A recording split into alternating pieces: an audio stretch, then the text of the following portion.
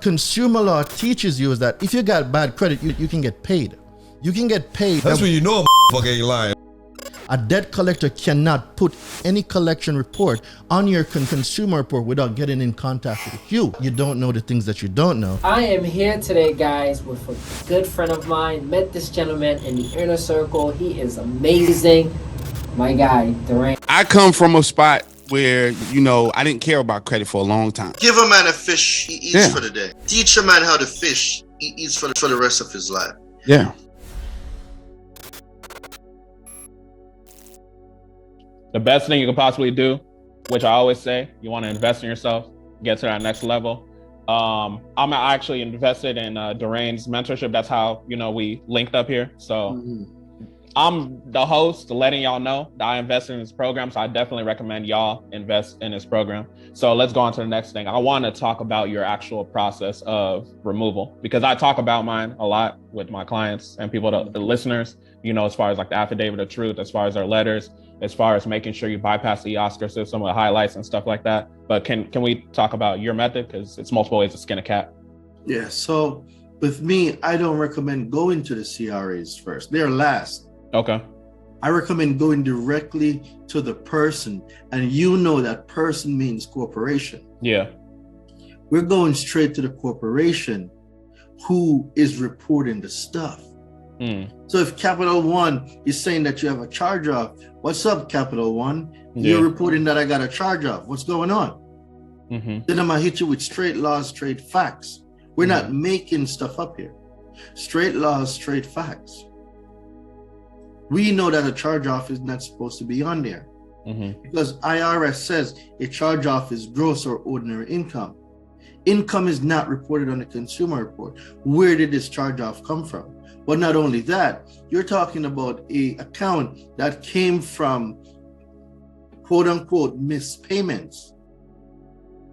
There is no transactions because 15 USC 1681 A2 A1 says that the transactions or experiences between the consumer and the person making the report is not included on the consumer report. So if my transactions are not included on there, where did I get a late payment from, and where did I get a charge off from?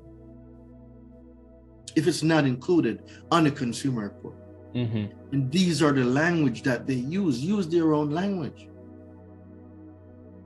There is no late payment.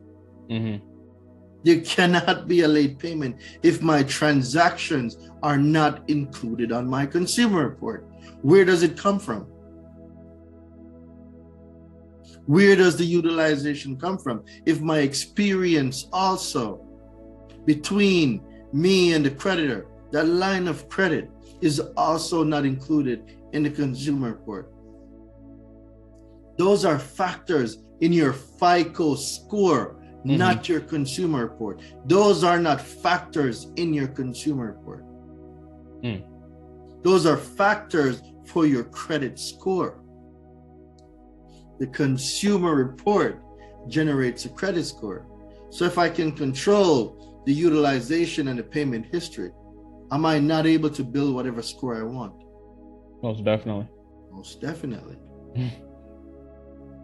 There goes your 800 3 times. And I'm about to build it back a 4th time because I just leveraged it the other day and I got a car and some other stuff. So it dropped. So now I need to build it out. I think I'm at a 750 right now, 765, somewhere there. So I need to build out back this 800 probably by February. Okay. But what good is credit if you're not using it, right? 800 look cute. 800 look cute, but you got to use that credit. Yeah, it's cute. Yeah. But you got to definitely use it. That's all it is. It's just cute. Yeah. It's not going to do nothing just being there by itself. Definitely.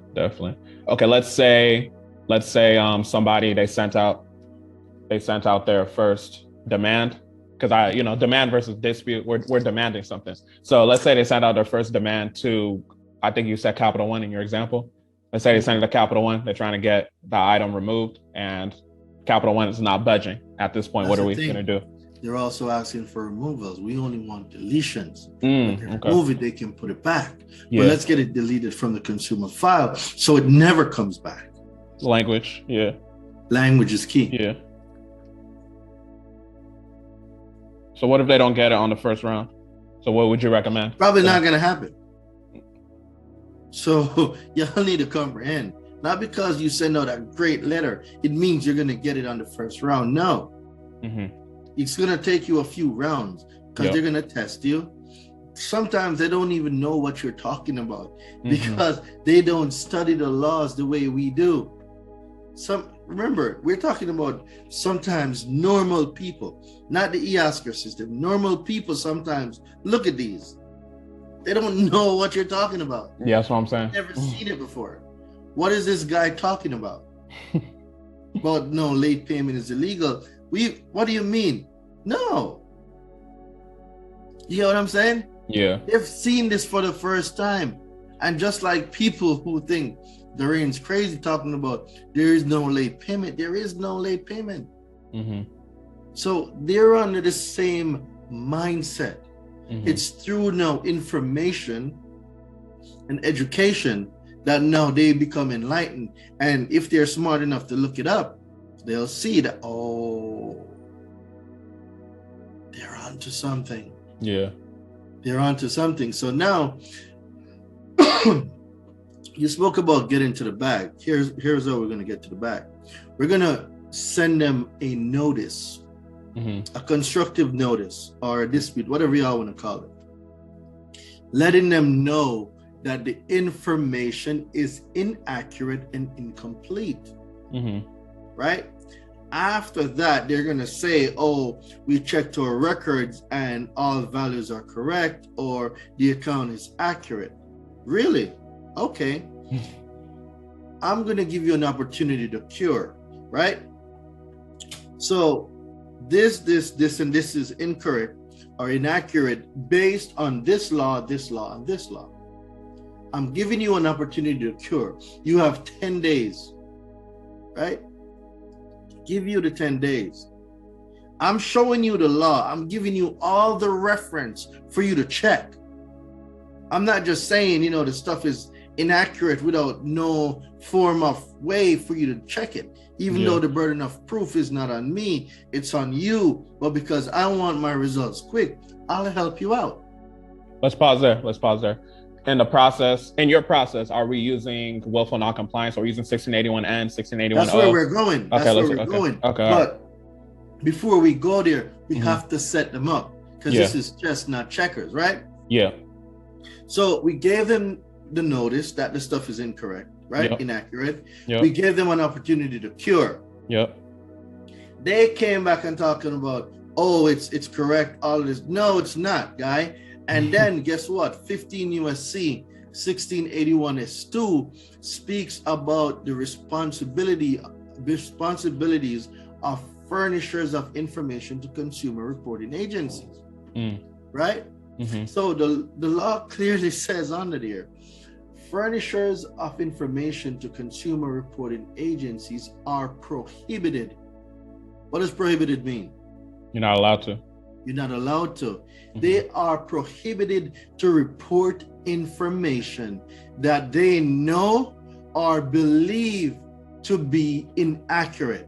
Is that the one that have a reasonable cause, I believe? Is that what it is? Not yet. Not that one? Okay. Now we're at 15 USC 1681 S2. So we're going to give them that part too, right? So we gave them the notice, an opportunity to cure, and now we're letting them know their responsibility under the law. 3 strikes. Take notes. 3 strikes, right? Yeah. So now you know, because I've shown you that you are prohibited to report inaccurate information. If you still go and report that, I'm giving you 10 days to make the corrections. I'm going to pull my reports on the 11th day. How do I prove the 10 days? Certified mail green return receipt. Because now I'm going to know when they got it. 10 days from there, on the 11th day, I'm going to check the report. I check the report. If it's still there, you now are under civil liability because now you are willful non-compliant. You see how you got to bring them in there. Yeah, talk to them. So you set them up. Now I bring you under civil liability for willful non-compliance.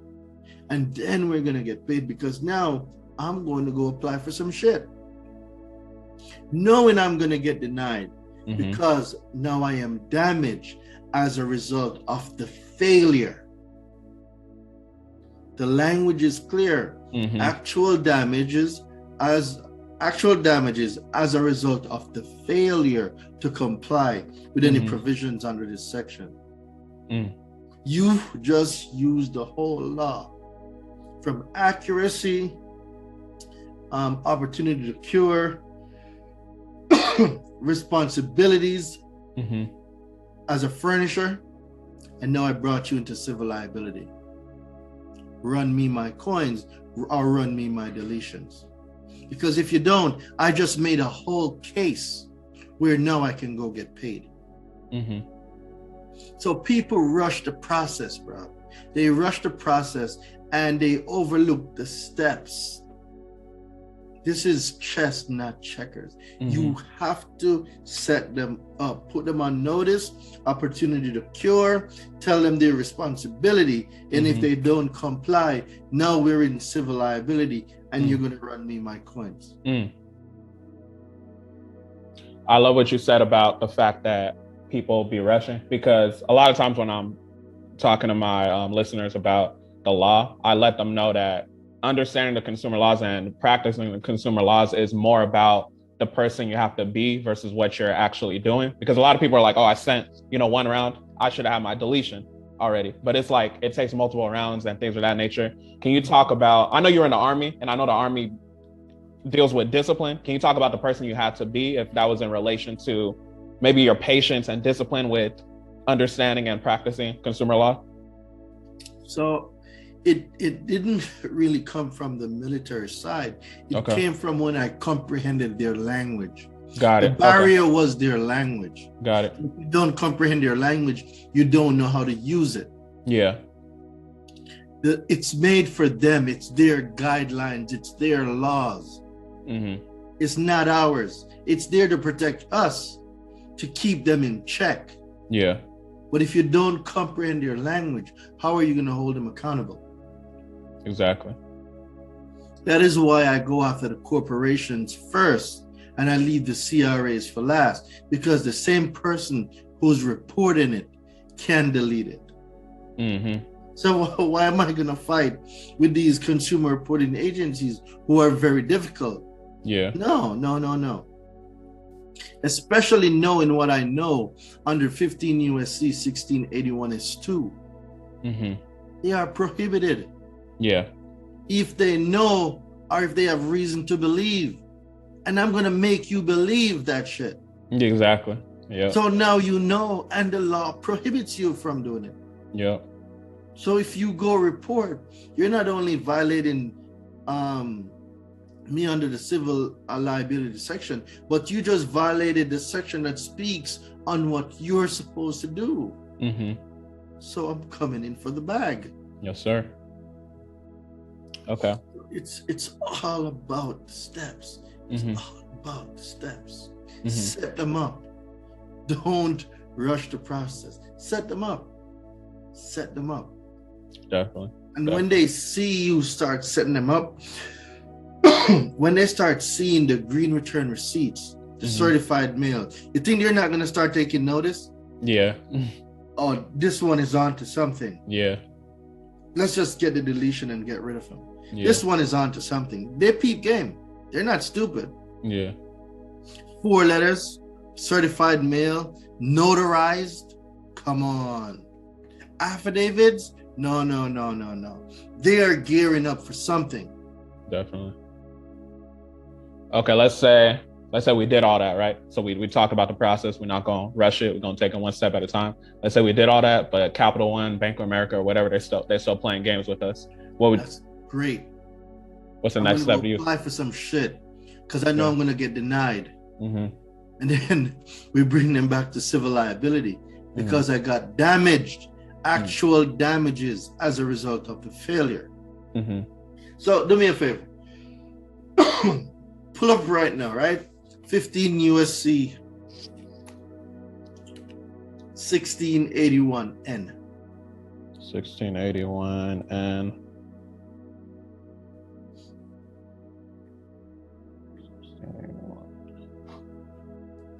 Should be on the Fair Credit Reporting Act under Civil Liability. yes, sir, got it. Read off that for me. Oh, my phone acting weird. Hold on. Okay, so civil liability for willful noncompliance. A, in general, any For person- what? It says willful noncompliance. So if I put you on notice that the shit is incorrect, I showed you where you have a responsibility to report accurate information. You now know that the information is inaccurate or incomplete, and you are prohibited under that section to report information that you know are reason to believe that it's inaccurate, and you still report it. What is that? Sounds like a violation to me. Sounds to me like willful non-compliance. Yeah, willful noncompliance. So you see where I'm going with this? Set them up. Consumer law teaches you is that if you got bad credit, you can get paid. You can get paid. That's when you know a motherfucker ain't lying. A debt collector cannot put any collection report on your consumer report without getting in contact with you. You don't know the things that you don't know. I am here today, guys, with a good friend of mine. Met this gentleman in the inner circle. He is amazing. My guy, Durain. I come from a spot where, you know, I didn't care about credit for a long time. Give a man a fish, he eats for the day. Teach a man how to fish, he eats for the rest of his life. Yeah.